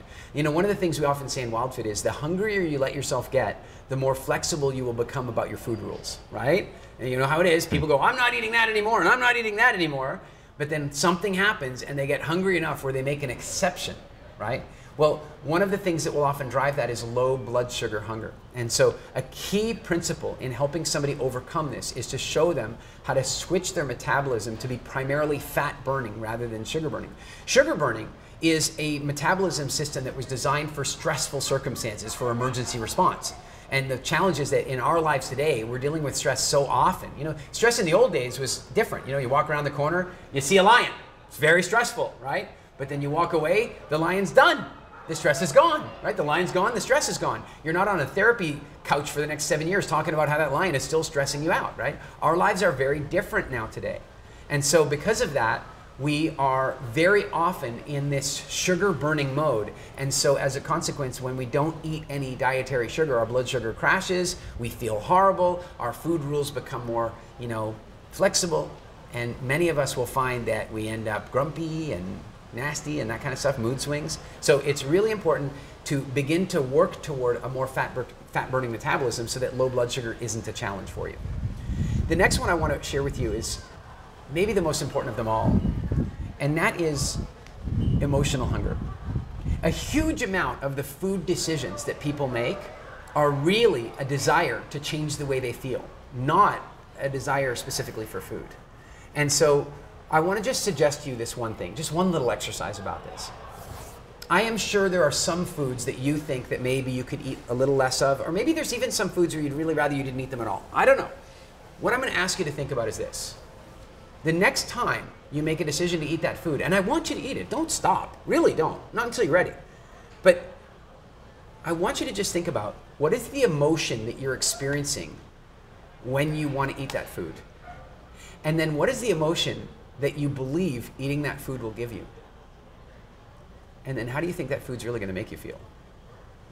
Understanding emotional hunger is really, really important. And there's a lot of things you can do to help it, but one of them is that you seek other ways of satisfying your emotional voids rather than food. So if you are feeling a little disconnected, a lot of people turn to chocolate when they're feeling disconnected. I'm not going to ask you to give up chocolate. I'm just saying to you that maybe it would be useful that the next time you're having that craving for connection, that what you do is you pick up the phone and call somebody you love and talk to them for half an hour, and maybe the craving goes away. And that leads us into the 6th of the human hungers, and that is empty stomach hunger. And this is an illusion. It's actually not a genuine hunger. What it is is your stomach being empty is a feeling. It's not a form of hunger, it's a feeling. Your body knows that your stomach is empty. It is entirely possible for somebody who is extremely, nutrient rich, that eats a very balanced diet, to have a completely empty stomach and not feel hunger, right? The challenge we have today is that most of us feel hungry most of the time, except when we are so full that we can't imagine eating more food. And as soon as we don't feel so full anymore, we probably could eat again. And so the challenge for us is that our stomachs, when they're empty, got anchored to hunger. In other words, because our stomachs were empty while we felt hunger, then we started to link this up, that, oh, my stomach is empty, therefore I'm hungry. All right, maybe this is a little bit complicated, but what I'm trying to suggest is this. Your stomach is normally about this size. But because we live traditionally, historically, in a feast and famine kind of a world, where one day everything was in season and we could eat abundant levels of fruit, one day maybe our ancestors killed a mammoth and they had meat for days and their stomach could stretch out to handle all that food. But then the stomach would shrink back down when all that food was gone again. But the problem is most of us live in a large meal-based world, right? Where we eat a huge family meal and we stretch our stomachs out every day. And so now we have this empty stomach feeling magnified by an artificially large stomach and amplified by our other hungers. And so there's some really important things that we can do. And that one is really simple. Notice the difference between your stomach being hungry, your stomach being empty and you being hungry, because it's not the same thing. The core thing I'm trying to say to you is, there are a variety of different reasons that you eat. And the more in touch and conscious you can become about those reasons, the more conscious you can become about your decisions.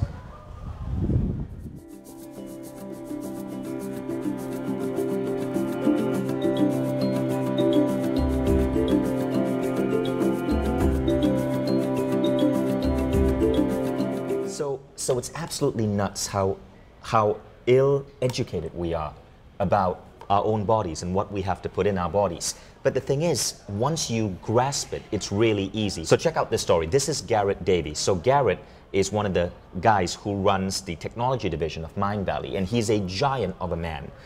He's from Scotland, and he's about 6'5", and I don't even want to know how much he weighs, because he's probably like twice my body size. But Garrett is in his mid-30s, and he's a father, he has a son. But what's interesting is, he had tried throughout his life to just be normal sized, and he just gave up. He just accepted the fact that he had to have clothes specially made for him. Yeah. Now look at what happened on WildFit. Just check out these pictures. Garrett was so influenced by WildFit. He lost so much weight that he said he can now go to a regular store. He was so proud of the fact that he could go to Uniqlo and Zara and buy normal people clothes. Still large, but normal people clothes. Now, he lost a grand total of 20 to 22 kilograms. I forget the exact number, but that's about 45, 50 pounds? Yeah. 45, 50 pounds. Now, think about what that does for a man. And it happened in 90 days. So you live your entire life, 35 years, struggling with the ill education you got in terms of nutrition and food. And even I experienced that. So I want to show you my story. So I'm going to show you guys something really interesting. Now I'm going to take off my belt here. Don't worry, I'm not putting out any bushfires. But check this out. Cameraman, can you zoom into this? So this is my belt. It's a Hugo Boss belt. I love this belt. For the longest time, this belt had 5 holes. Now on WildFit, I had to actually make that additional hole. You can see it's not even properly centered. Then I had to make this hole because I continued losing weight. Then I had to make this hole. Now it's been, I started WildFit about 10 months ago. It's now been 10 months. I still use this hole. So that's how much weight I've lost just around my waist. And the other thing is, those of you who've known me for a couple of years notice that I now wear these really cool Uniqlo t-shirts. I could never wear a t-shirt like this before because you could kind of see my gut. And the other reason I'm wearing these t-shirts is because, look, I can't fit in all of my old shirts. I haven't had time to go shopping for shirts. I made a mistake. After the first 10 weeks or so of WildFit, I'd lost enough weight where I took my shirts to a store to have them altered. Now, I didn't get them altered to fit me perfectly because I thought for sure I'm going to put on at least 1 kilogram back. So I had them a little bit loose in preparation for that 1 kilogram. Now here's the crazy thing, that 1 kilogram never came back. So I had to take those same shirts, spend even more money, get them altered a second time. So anyway, screw you for my shirts. I I am utterly lacking in clothes right now that fit me decently. I feel I have to reshop for my entire closet. Now, this was one of the most interesting things. I had a pair of pants, which is one of my favorite pair of pants. I've had that pants since 2005. I get really attached to my clothes. So I had the same pair of pants since 2005. For the first time in 2016, I had to have the pants altered to fit me. So it's crazy what this has done for my body. And anyway, my wife can't thank you enough. Now, here's what we love about the WildFit approach. But first, let me get my belt out of the table because it feels like we're playing strip poker here. So what I love about Eric's approach is this. Number one, it's based on community. Guys, you don't start this on your own. When you start WildFit, you're in a community. On our Quest app, which is what powers the Mindvalley WildFit program, there's a community of people directly in touch. And the community from our last batch is still active, and it's incredible to see how people are sharing stories, sharing videos. Garrett, my technology leader, whom I told you about, he was so inspired by WildFit, he started producing videos on YouTube on how to make healthy foods to replace, common foods we love that are traditionally unhealthy. So his last video was on his own recipe for healthy mayo. So it's amazing how people are being inspired and people are holding each other accountable. The community is so tight, and it's so amazing to see how people are as a community going through this transformation. Number two, most programs, and even if you watch shows like The Biggest Loser, people pile that weight back on. It is so ineffective. What makes WildFit effective is that your brain, your behaviors are being rewired. So I never liked veggies. Now I cannot consume enough veggies. I just freaking love veggies. I used to love dessert. Now I would eat a little bit of dessert, but now there is zero craving for dessert. I am a Starbucks guy. I started Mindvalley in a Starbucks. And you know what? When I am in a Starbucks, I would order a venti mocha or a venti cappuccino filled with milk, filled with sugar. Now the only way I take my coffee is black. And I enjoy it. I don't even miss those other forms of coffee. In fact, they leave a foul taste in my mouth. It's amazing how your taste buds get adapted to certain types of food. But you can switch this, and it takes 3 days. For me to go from like unhealthy coffee to healthy coffee, it took 3 days. It was painful for those first 3 days, but now I wouldn't have it any other way, and I've cut back maybe 100, 200 calories a day from my diet because I take that much coffee. Third, and this is a big one, WildFit has an interesting element of mystery to it. Every week, Eric is going to give you a different assignment, and you won't know what's coming up the next week. He will give you a clue on Friday, and on Monday, you have to activate that particular assignment. And there's a beautiful psychology of this. So I remember one particular week where I had to remove a foodstuff I really craved. So Eric tells me about that on Friday. So I go shopping for the alternatives. And Saturday and Sunday, I'm allowed to eat as much of that food as I want.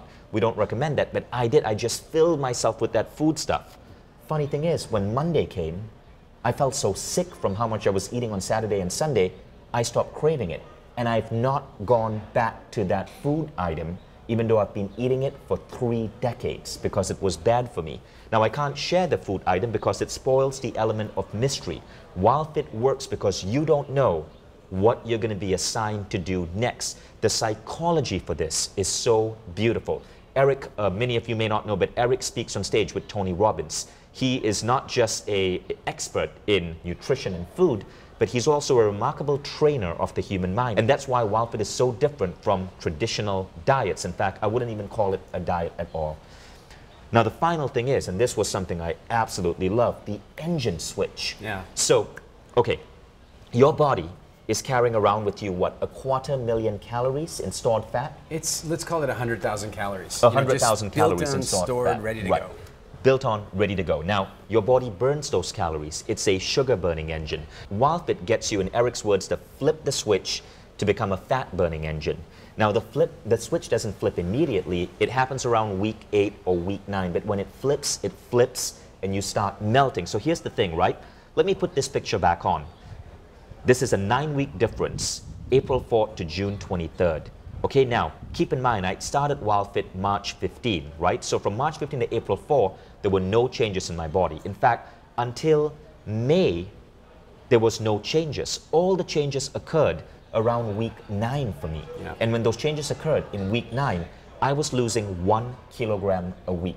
In week 9, 10, 11, 12, I lost a kilogram each. But here's the crazy thing.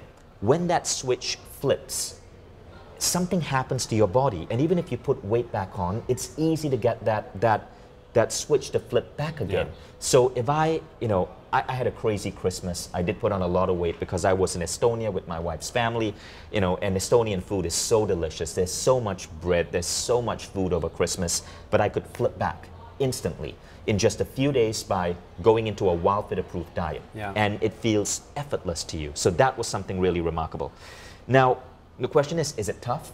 Well, I can tell you this. In my transformation photo, what I did not share is that you'll notice that photo is April 4th to June 23rd. Those of you who know Mindvalley know that in May, around May 20 to May 29, we have our big festival, A-Fest.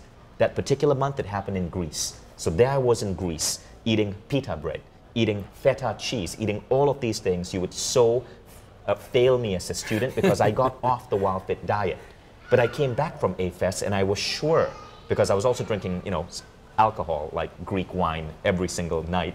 But I was so sure that I would have messed up my diet and that my body would have swelled back to its prior size. Turned out when I got back from A-Fest, and I do not recommend this, but I had continued to maintain my weight and I continued to lose weight. Now again, I do not recommend that. I'm simply showing that I cheated a bit, but I still got dramatic results. And I wonder where I would be if I had not cheated completely. So the whole concept of willpower, of cheat days, you will find that it's nonsense. You do not need that. Would you agree with that? I agree with that completely. WildFit operates in a completely different paradigm of dieting, and that's why I was so excited to bring this to our Mindvalley audience, because I've seen this work on myself, on my people I care about, on my mom, and I cannot wait to see how this works for you. Now, if you want to sign up for WildFit, all the information is directly below.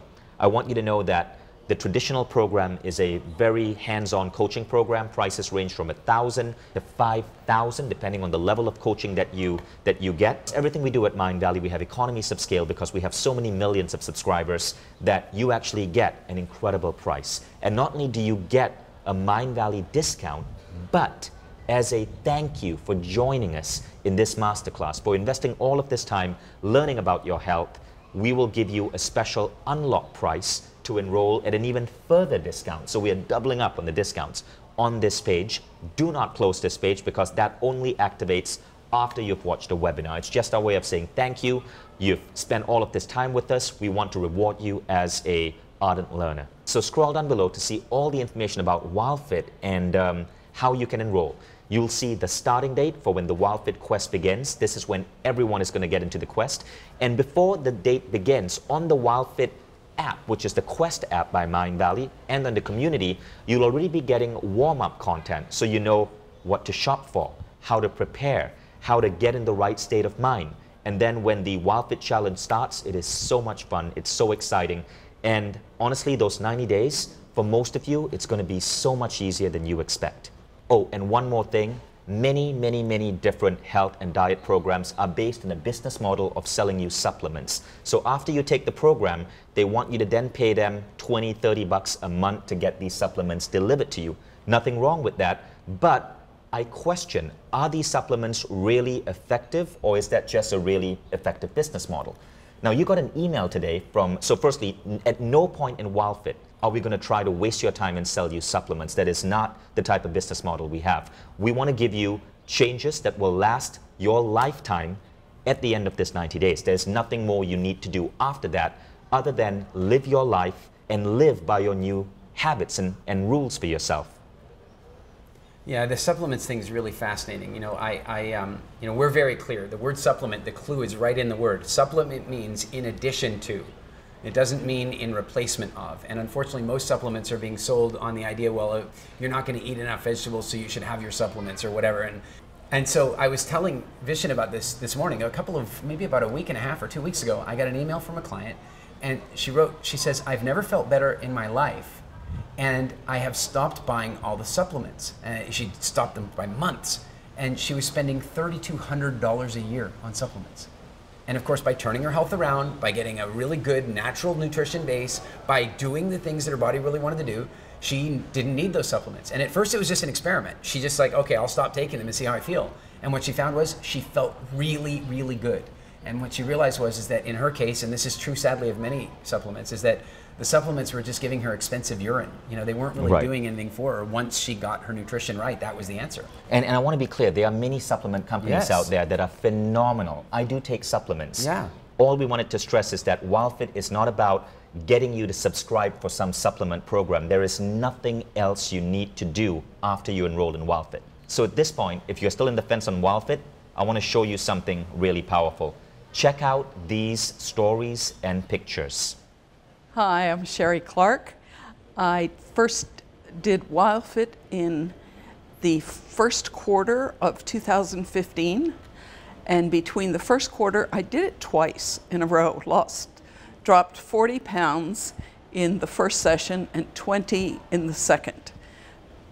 And have been able to successfully keep it off ever since. Now, I've put on little bits.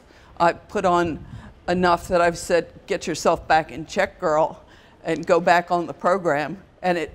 But it comes right back off. It drops right back off. So I told Eric I should get credit for losing about 75 pounds, but 60 pounds gone, not having come back at all. Hello, my name is Marie Diamond. I'm a global transformational teacher, speaker, and author, and I'm also known as a Feng Shui master in The Secret. I'm very excited that I can share with you how WildFit has changed my life. First of all, I learned a lot of information about food and also my psychology about food and how it impacted me. But I also lost about 8 kilos, that's about 16 pounds of weight. But the most important thing for me was that I had, I really let go of some of my allergies. I'm Anita Sanchez, owner of Sanchez Tennis & Associates.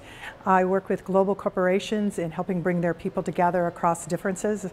And I'm also author of the book, The Four Sacred Gifts, Indigenous Wisdom for Modern Times. And I cannot say enough about the WildFit program. First and foremost is I released weight, 19 pounds, and have kept it off, and 21.5 inches. So that's enough of a success story. But I feel like there's even more than that, if you can believe it, more than that. And that is, I began making the connections. With Eric's help, with his process, you get to understand. I understood for myself why I was eating, what was I trying to fulfill, different emotions that would come up. And I was able to deconstruct that and really understand what was happening with me. So it not only affected my health and feeling better and healthier in terms of my organs and just my whole functioning, but for my mind and my spirit of being able to be free to understand what it means to be liberated when you have an addiction to certain foods. And it all comes from emotions and things that I didn't understand, hooked to different patterns from my past. Now I want you to know that at Mindvalley, we want to give you the opportunity to try out any of our programs, and if you don't feel this absolutely meets your expectations, you can get a full unconditional refund in 30 days. So you do not even have to make up your mind right now. You can try this out for 30 days and get a full refund if this isn't for you. So our customer support team has been awarded by Nice Reply Best Customer Support Team in Asia. It is, we are known as a role model company for customer support. One email to support@mindvalley.com, instant refund. But I do want to stress that in that 30 days, don't look at weight loss as the measure, because the weight loss will come pretty much week 8 or week 9 for the vast majority of people. For me, it was week 9, because that's when the engine switches. But what you want to look at in that first 30 days, if you're trying this out, is Eric's style of teaching, the value of the community, the quality of what we've put together. You know, that's for you to check out. But don't go into this expecting weight loss in 30 days. It happens in week 8 or week 9. But still, your purchase, your investment in WildFit, like any other Mindvalley program, is totally protected. And if I can add a couple of thoughts, I think that sometimes people feel like they're kind of done with diets or done with trying to make a change because they've lost faith. And I want to just point out a couple of things. what I hear a lot from people, because I've been kind of a food crank for a long time, like since I was in my early 20s. And so I went through different phases of this where I was very strict about every single thing. And then I became more mellow and I did more research. But the thing that continues to happen today is that I have friends or people I meet and they see me when I'm out in public and they say, but Eric, come on, I mean, you're taking this all very seriously. Why not everything in moderation? I mean, I don't know if you have that expression where you're from. It's a, you know, I hear it a lot in Canada, Britain, America. Maybe you have it where you are, but there's this expression, everything in moderation.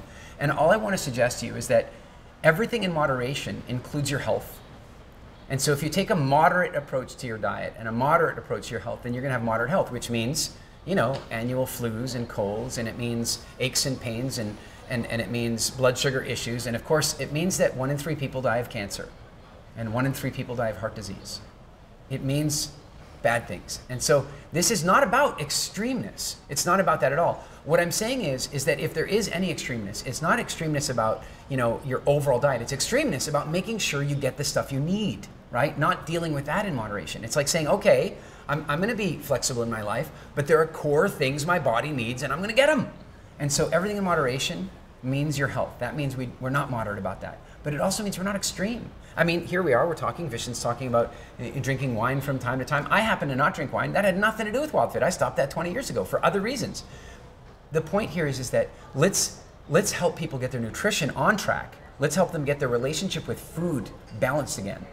And then they can create a lifestyle that's not about extreme behavior. It's about freedom, real freedom around food. So the important thing, guys, is ask yourself this: what will losing maybe anywhere from 5 to 20 kilograms do for your life? As you can see, it's not just about feeling and looking better. I calculated how much I lost around 4 kilograms, how much my 4 kilograms looked, and it was the weight of my backpack. So I'm walking around now without that backpack on my back, and it changes things. So for example, many of you who read my book know that I talk about how I do push-ups every morning, right? And for 10 years, I could get to 50, maybe 55 push-ups. I was not able to go beyond 55. In the middle of WildFit, I hit 64, a new push-up record. Why? Because I was carrying almost a backpack-sized load of fat on my body without knowing it. And so WildFit wasn't just about me looking and feeling better, about me being able to wear like great t-shirts and, you know, losing all of my old shirts and my baggy pants. It was about so much more energy to do the things I want to do in life. What is that reason for you? It's really important that you understand and you ask yourself, what matters to you? For some people, they do this because when they are 80, they want to be able to play ball with their grandkids and not be tired. Yeah.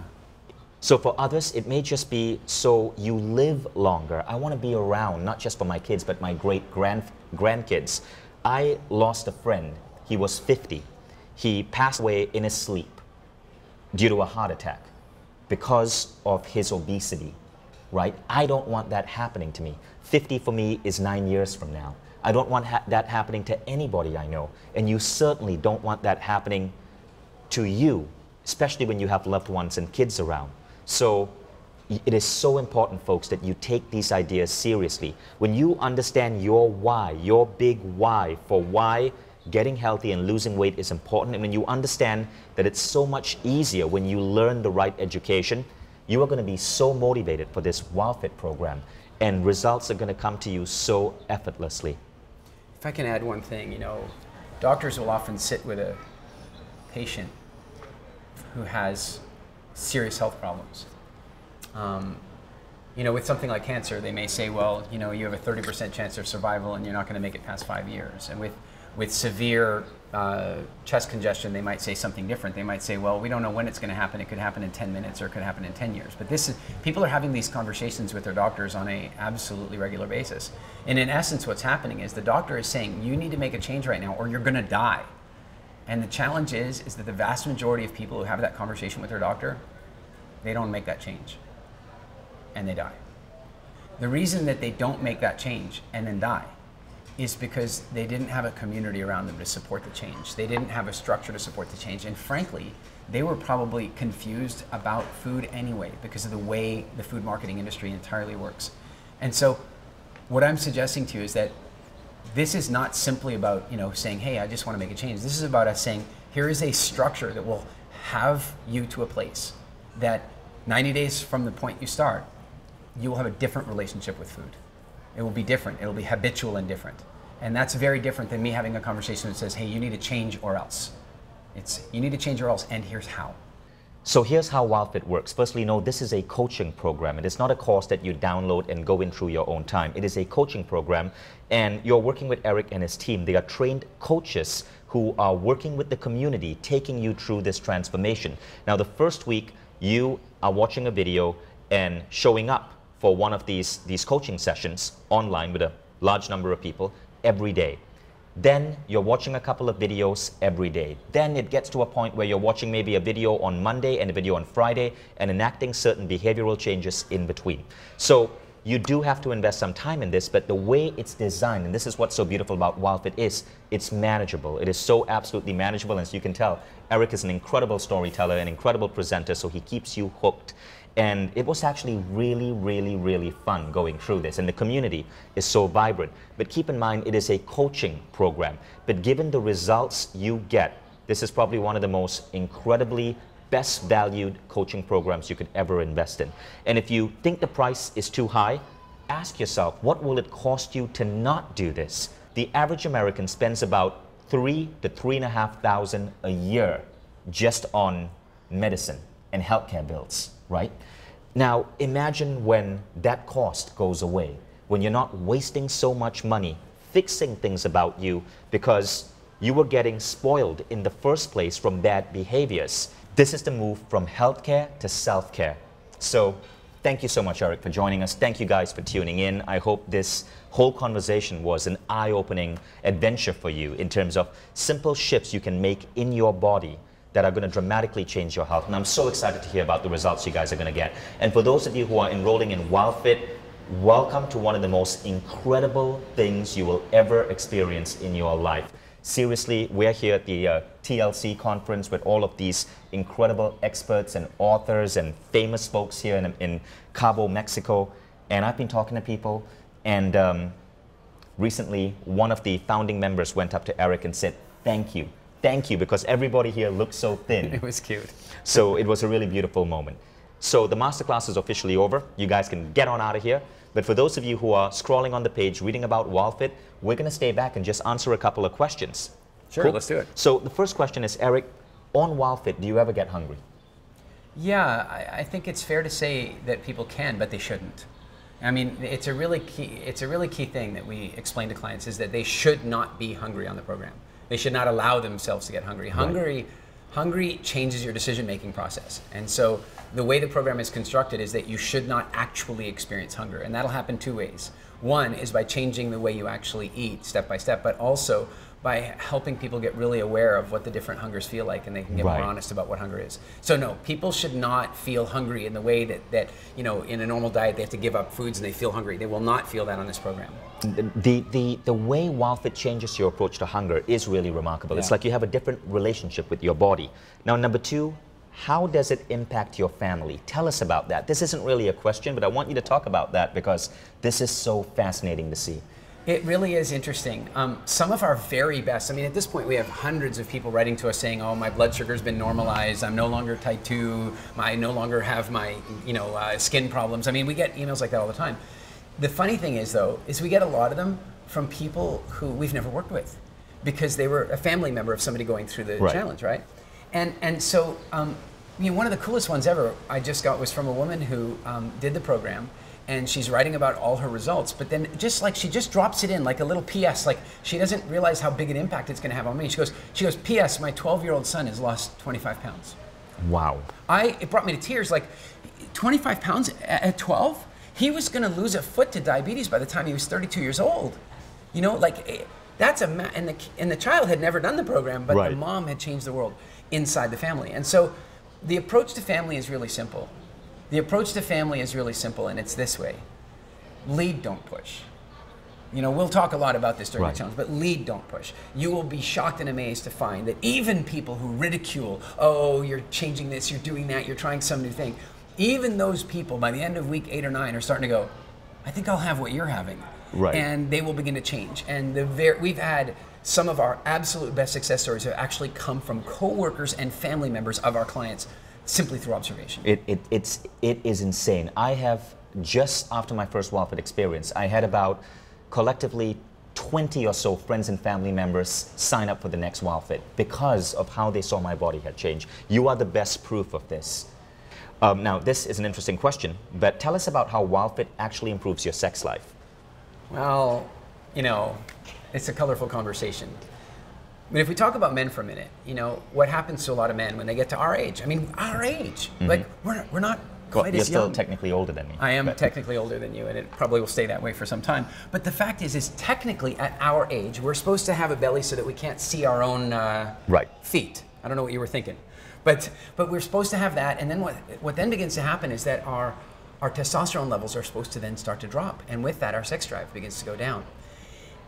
Part of what I believe is happening there, and a similar thing happens to women, part of what I believe is happening there is that when we have a dysfunctional diet, our bodies are trying to prevent passing on those bad ideas. So we become less virile, but we also become less fertile. And frankly, it's getting much, much harder for people to conceive now because of these types of things. So we've had repeated reports from clients that here's one of the issues. What we've heard a lot from our clients is that when their spouse does the program and their spouse loses weight or reshapes their body, that they find themselves rekindling the attraction they had for their spouse. And I think that's a big deal. I think that's a really big issue, and that's part of why it happens. But then also, if the body's working well, then everything is going to work well. Everything's working well. You know, my wife, okay, we probably have to edit this out, right? But my wife asked me once, she goes, you know, Eric, when guys lose all this weight, right? She says, you know, they got these bellies out here. When they lose all that weight, you know, does it change the size of things? I know, but like, does it change the size of things? And as it turned out, I already knew the answer to this. And the answer is that when men gain weight and their abdomen starts to come out, like, let's be really clear. A fairly good portion of the penis is inside the body, right? To gain leverage. I know it's getting a bit graphic, but what happens is that when a man starts to gain weight, excuse the graphic thing, but as he starts gaining weight, he gets bigger and bigger in the belly, and he gets smaller and smaller, you know, otherwise. And so I'm telling her all about this. You've already done the finger. You can say the word penis. Just say penis. But you just did this with your finger. I know. But I'm telling my wife this, and she's going, oh my God, you have to put that, we have to run ads everywhere. People will buy that like crazy. And I'm like, no, we're not putting that in the advertising. But then what was really funny is I just had told her about this, and we were having a bunch of friends to come visit us at our place in the Caribbean, and a bunch of our friends were coming over, and one of our friends is a really big, muscle-bound Nigerian guy. Like, he's one of the biggest, toughest, strongest guys. And this is really important because I think because WildFit is so successful at weight loss, some people think of it as weight loss. But many of our clients, like one of our clients right now is like she holds 4 world records in rowing, right? You know, so people come to us for peak performance, which is why he came. He was already really fit and solid. He just came for peak performance. So anyway, he walks into my house, and remember, I've just told my wife the penis story, and he walks into the house, and he comes into the front door, and he goes, Eric, Elise, this WildFit program is incredible. I gotta show you something. And he starts undoing his belt, right? And I'm like, I don't think you need to show us that. And he goes, no, really. And he was doing the same thing as you. He was just showing us how he had to change the holes in the belt. But the timing of it was, you know, funny. So yeah, but on a more serious note, when you're healthy, when your body is getting everything that it needs, right? It's amazing how strong the body's capacity is for putting up with junk. You know, like if your body's getting what it needs, everything, the immune system works better. The body's flushing systems work better. And your thought process is faster. You know, you think faster, your memory gets better. And so if all that stuff is true, why wouldn't we get more sex drive? Why wouldn't we become more fertile? And that we have countless WildFit babies around the world now where people have told us that they struggle to conceive until they did the program, and boom. Which is really funny because Garrett, the guy I told you about who lost all of that weight, his wife mentioned that she almost feels guilty making love to him now because she feels she's cheating on him because the body feels so different. So a side bonus, folks, remember that. Now on that note, now that we've officially brought in penis jokes into the webinar, I believe it's time to wrap up. You guys know exactly what to do. We will see you in the WildFit program. Thank you so much for joining us. Go forth and eat healthy.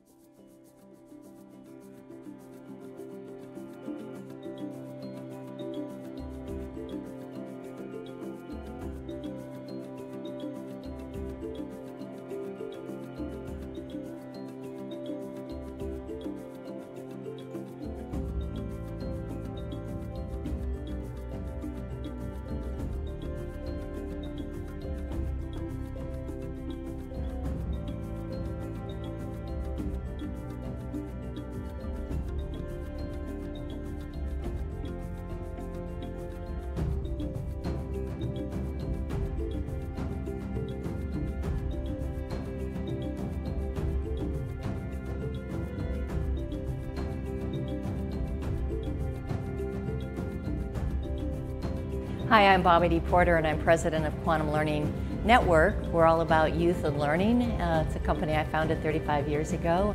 I was so excited to do WildFit because I did it with my husband and it was something that fit into our lives. Also to do it with friends and to be able to see the other people that were on the calls every week was just so supportive and really motivated me to stay with the program. And first of all, the program made sense to me. You know, it became part of our lifestyle of what we wanted to do. My husband really got into the green drinks, and this is like a year and a half later, he's still getting up in the morning and making us both large green drinks in the morning. And it just changed our habits and how we eat, and it feels so natural now that I don't even think about it. It's just part of the way that we eat. So during the program, I lost about 5 pounds, but it was a really good 5 pounds to lose, and my husband lost nearly 20 pounds during the program, and it didn't feel like we were going on something to lose weight. It just felt like something that we were working on a more healthy way of eating, and it's stuck with us. A year and a half it's been, and we still influences the way we eat. So I was very, very happy with the WildFit program. Hi, I'm Veronica de Andres. I come from Argentina. I'm the author of Confianza Total, which is a best-selling book. And what I would like to share with you is that one thing that can bring you confidence, and that's what I love about WildFit, is to be aware of the things that are good for your health and also to have the confidence that you can change your habits. I mean, confidence is the main subject of all my work. Throughout 30 years of my life, I've been doing research on the subject of confidence. And what I love about WildFit is that it brings you the confidence to live the life you want to live, to become the owner of your choices in terms of the food you eat, and also to be aware of your habits and a way in which you can change them, which is not so easily found in other offers in the market of well-being and health. Hello, my name is Ken Honda. I'm a Japanese author and motivational speaker. I've been on WildFit for about a few months, and thanks to Eric and the WildFit, I lost about 20-some pounds, and I talked in front of a few thousand people in Japan, and I was going to lose 20 pounds. And I wasn't really confident that I would lose that much, because I don't know how many times I've been on diet, but every time I just couldn't make it. But this time, I guess I made it enough to look that I have lost 20-some pounds. And my next goal is to keep where I am or lose a little more. And thank you, Eric and the WildFit team. I so enjoyed a few months of doing Zoom group session together. It was a lot of fun, and I came close to all the members that I did. So thanks to losing weight, I made many friends that way. So I strongly recommend that you join WildFit and start living a healthy life.